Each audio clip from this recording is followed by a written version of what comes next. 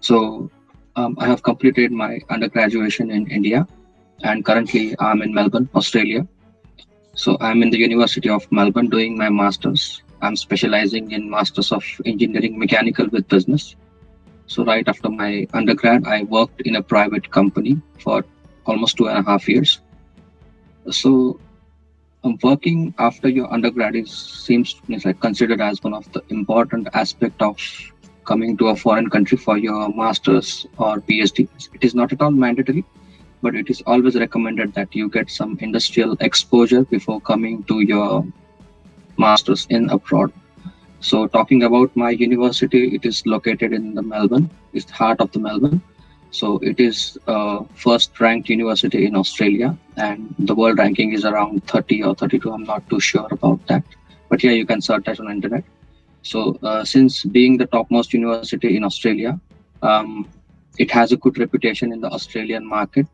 So good reputation as in terms of academic as well as in terms of job perspective as well. So there are certain points which, like selecting a course, right course is one of the crucial steps in selecting, like coming to the masters, because in every country there are certain list of the courses which will help you to get PR if you are planning to get the PR, and which have like the highest employability rate. And engineering is amongst one of them. Also, some of the other courses are like accounting, medical. It varies country to country. So if you check those lists before selecting an university, that would be helpful.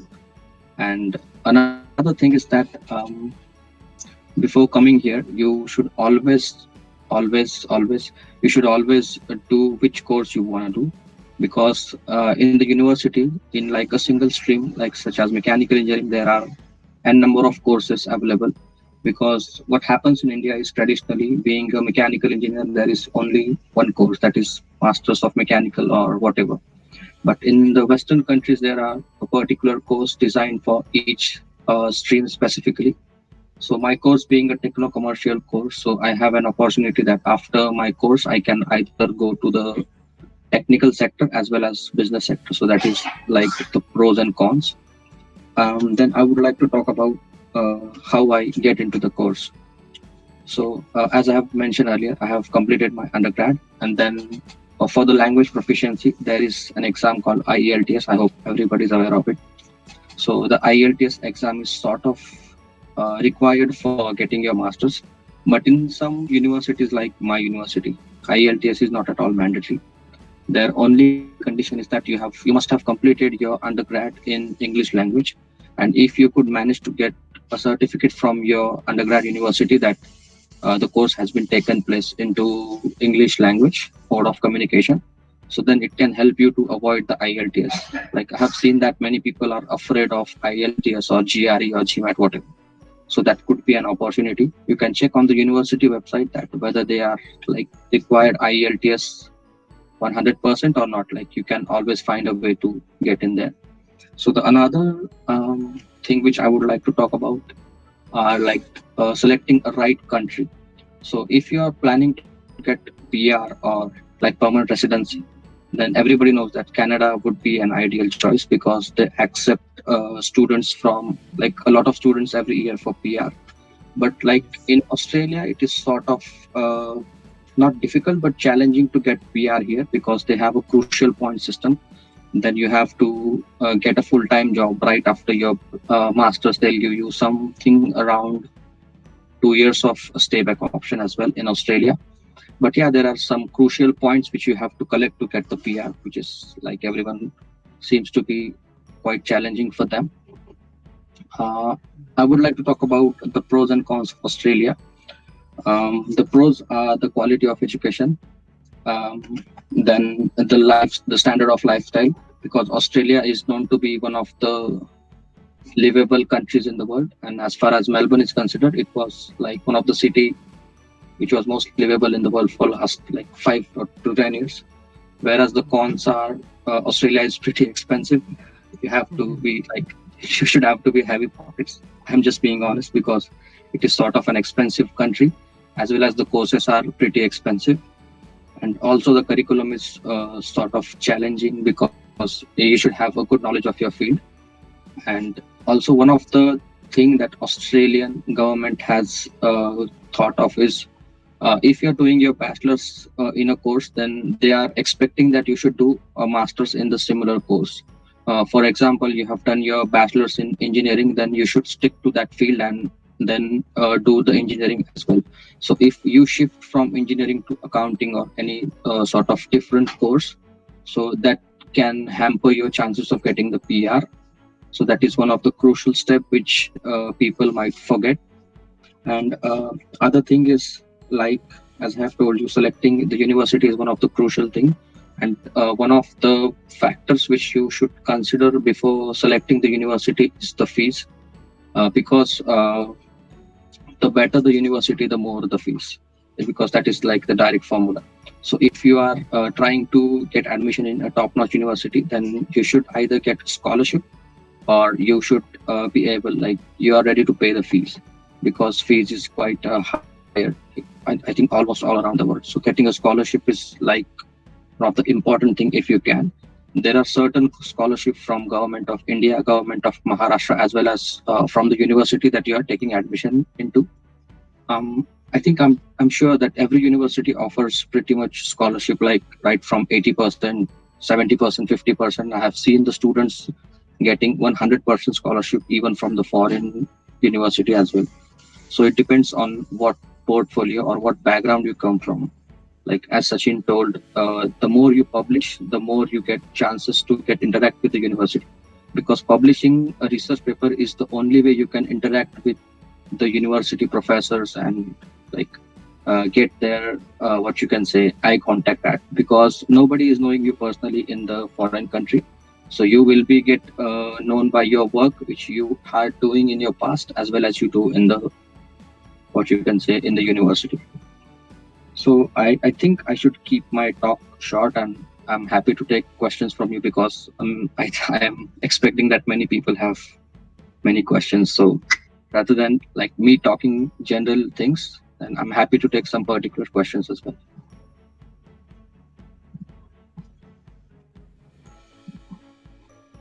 Yeah, you can either unmute or you can type it in the chat box, whatever you feel comfortable with. So one question about the paper publishing. Yeah. So like how do we like start off with the publishing of paper? Like I'm someone who's worked in the social sector, but I'm not very much into research. I haven't done it before, and Okay. I'm looking forward to do masters outside. So how do I Okay. start off?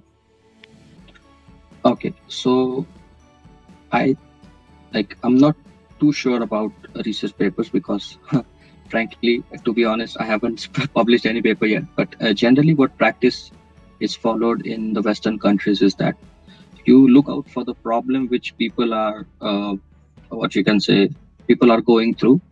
Then you can think of what the problem might be in terms of the research or application, or in like in your society as well. So it isn't like if you are an engineer, then you can publish paper in only engineering field. So the thing is that the purpose of research paper is to make the life easier for researchers, for people, for citizens, everyone. So I think first thing you can do it. What's the people are like facing challenges with? For example, being a mechanical engineer, I can give you an example. It's like if in industry or in the university, for example, we have to measure certain dimensions or certain properties of a material. So what challenges do the people are feeling for that particular purpose? You can identify that. You can work on that. And another thing is that for researching, like for publishing a paper, it has to be your own work, because in foreign countries, the plagiarism collusion, I hope you might have heard these words, but it has taken too damn seriously. Like if you want to do anything, then yeah, you can refer the people's work, but then at the end, it should be your own work that you can publish. Yes. I Omkar, hope can I fully briefly add something answer. here? Yes. So Yeah. I guess Omkar has like very rightly mentioned about publication, and even I consider that that is the essential most thing to understand like what problem statements you have in front of you. Then like I'll just quickly mention about my research. Like one publication which I did before entering in PhD. So that was the research which I was doing on activity-based learning. So there are various ways to teach children. So I'm just trying to understand the activity-based learning is helping children engage more or not. So I just tried to figure out like whether activity-based learning increases the time on task or not. Now, for that particular research, I just went to few schools. I was working in the government schools already. So I just selected 25, 30 schools. I went over there and then I just collected data over there, like I said, through one particular classroom. And then over there, I tried to understand whether it is increasing their engagement or not. And then based on that, I did the analysis and then published that particular paper, which was like recognized a lot. I consider that my methodology was very strong. So I got publication requests from almost 6 journals, and then ultimately it got published in one of the journal called European Journal of Educational Studies. And then I also got opportunity to present it in the USA. There was a conference in Hawaii called Hawaii International Conference on Education. So as you can see that like it was just my small work, uh, a very small portion of my larger work, which I was already doing in 67,000 schools. But like I focused on 30 schools and collected data and then published something, which was in that sense it's a very small work as compared to my larger job role. And then I just wrote about that and published it. Hope Serena, I could answer your question. Yeah. Any other question for Omkar? I have one query about publishing. Sorry, you are not audible. Okay, is it fine now? Yes, Yeah. better. Yeah, okay. As you mentioned that we have to publish our work, but what if we have some idea-based publication we need to do? So can that be done? I mean, that's it. Like we have not research done over yet, but there are some ideas, and we will be Yes. planning. So can we publish that, or it's purely on experience basis? Yes. So, Omkar, let me answer this question. So Yeah. quickly, yes, you can do that. It's basically if you are having some theoretical component, if you have some ideas, you can write about that. You can just try to read a lot. You can just try to understand various theoretical work people have done earlier, and then you can just assemble that. You can just put it together, and then can write a research paper around that. That's very much possible. It is not essential that you should do empirical work. So there are like two different kind of research papers you can do. One is a theoretical one, which I just mentioned, that you read a lot of things and then you based on that you compile something and publish. That is a theoretical work. There is a other aspect is the empirical work, the one which I mentioned about my research. So that was the empirical one. Okay, so it's not essential that you should do empirical work. You can do a theoretical work and get it published, which is very much possible. Yes.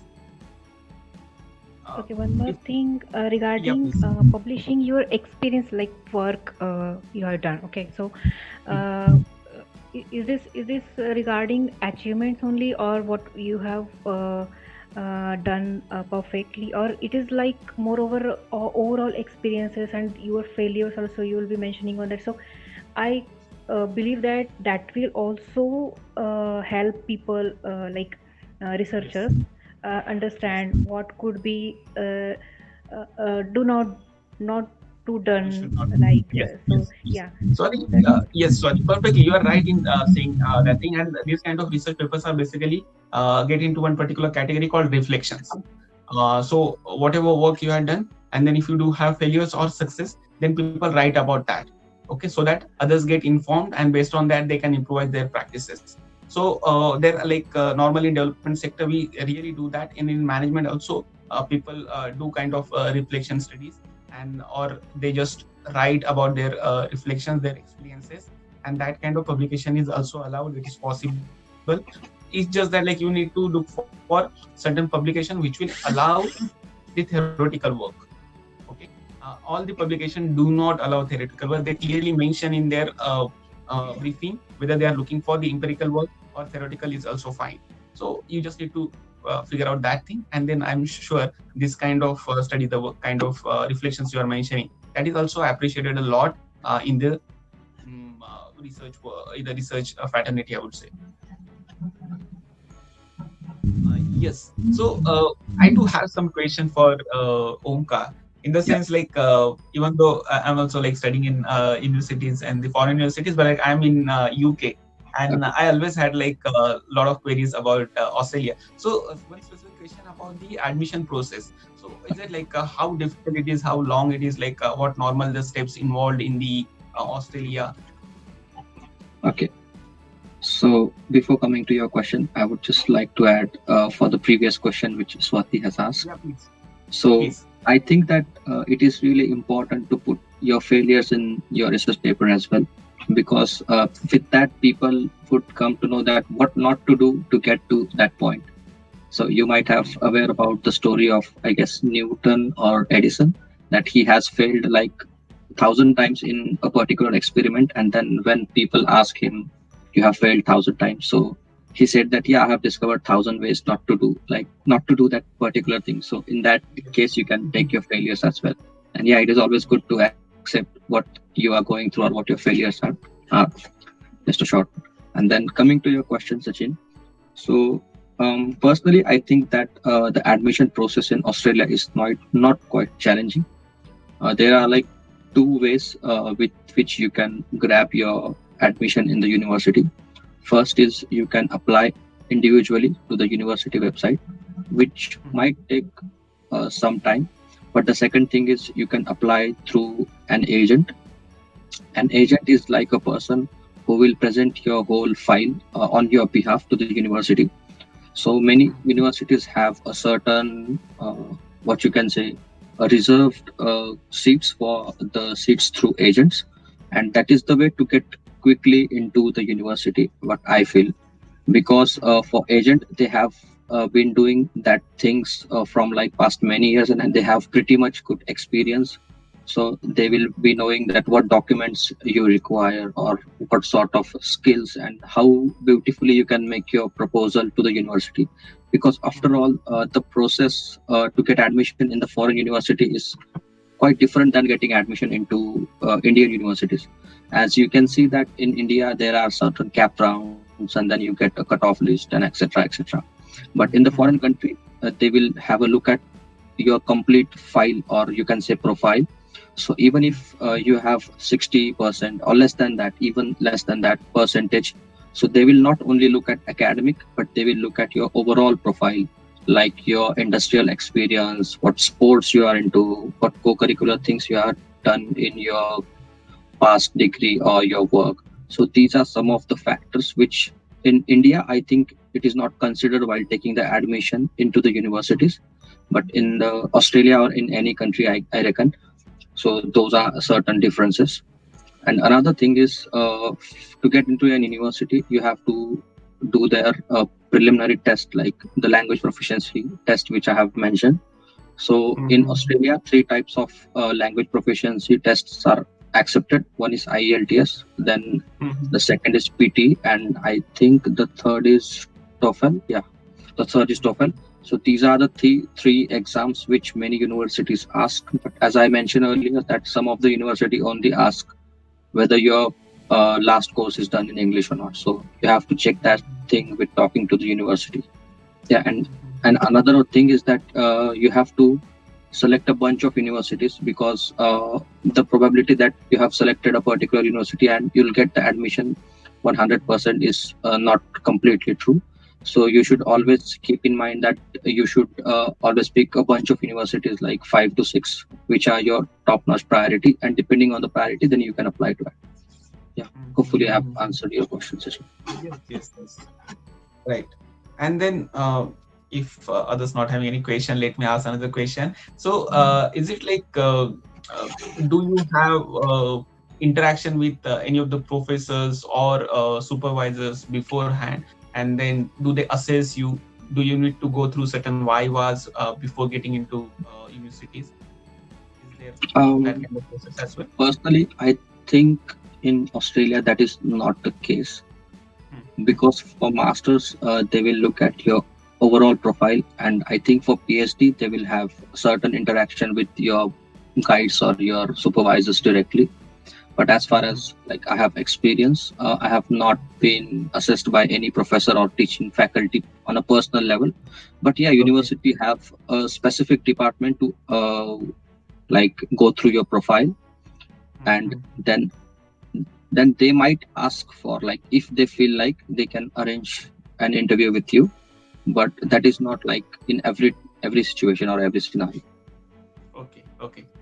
Yes, and I guess like we are almost like reaching towards the end of your talk. So I just have one important question. Can you quickly explain about your scholarship and the kind of experience you had with that? So I guess like for others, so Omkar, me, and Gunjan, we all have like studying on the same scholarship, and then from the same batch, same cohort. So I just like want to understand more about your scholarship in that sense. Like, what was your experience? Yeah. So as I have mentioned earlier, like coming to a foreign country, the financial aspects is one of the important thing. And for a country like Australia, where the fees and standard of living is extremely high, so it will, like, obviously cost your pocket. So talking about my scholarship, so I'm an awardee of foreign scholarship 2019 and 20 from DT Maharashtra, that is Directorate of Technical Education, Mumbai. So what the overall procedure for scholarship is, I reckon they choose 20 students from each year from Maharashtra. So out of 20 seats, they have distributed particular seats for each sort of background. For example, engineering, management, arts, then PhD, etc. So out of that, I guess 6 or 7 seats are for engineering, and for particularly for scholarship, they'll have a look at your marks right from your 10th, your diploma or 12th, then your engineering, and one of the important thing is your ranking of the university. So the criteria is if the rank of the university that you are taking admission into is into 1 to 50, that is they look at the QS ranking. So it is, if it is in 1 to 50, then you'll get 50 points. If it is in 50 to 100, then you'll get 30 points, and so on. It's like the score goes decreasing as your university ranking falls. So it is, so if you are planning to get the scholarship, it is always recommended that you choose a university less than 50 ranking. So that could be one of the key factors. And other thing is that the scholarship is fully funded, so they'll pay your tuition fee, then your airfare, then your overseas health cover, and then also your expenditure as well, like the living allowance as well. So these are like some of the key expenses which a student goes through, and all are the covered by the government of Maharashtra. And it is like a good opportunity. And also, like the cherry on the cake is some of the seats are reserved for girls, so it is a great opportunity for girls to like come ahead and grab the opportunity.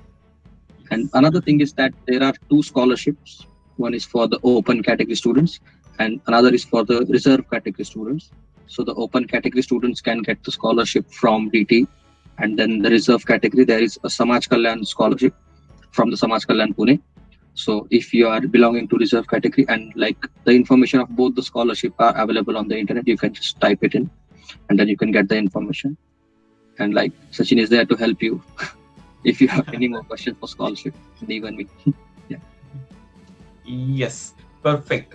So it's almost 4:30, and then I guess we should give some time for Gunjan, reserve some time for Gunjan as well. So Omkar, thank you, thanks a lot. It was really interesting to understand your journey, and then know about like how to go about Australia, and then how to get engaged in that particular those particular universities. I was about to invite Gunjan, but she has left. I don't know why. I guess I there's some think internet error. some internet issue. Yeah. So meanwhile, I guess till the time she join, we can I'm have happy to more questions for Omkar. Yeah.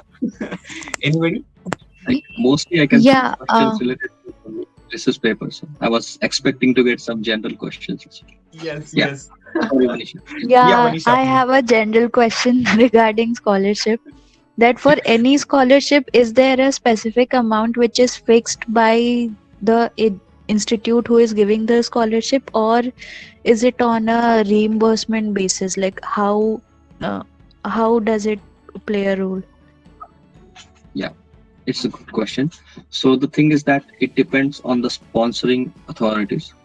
Like for me, it is whatever the fees is charged by university is paid by the scholarship authorities, even though it is 20 lakhs, 50 lakhs, whatever the amount is. So it depends on the conditions of the scholarship authorities. And another thing is that the duration of your course. So for our scholarship, that is the DT scholarship, it is mandatory that your course should be a 2 years course. If your course get extended get extended by that duration, then you'll have to pay the fees from your pocket. So that is the thing.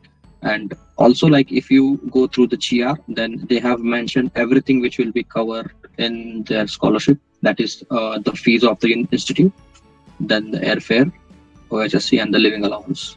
So you can go through the GR. They have pretty much covered everything in the GR.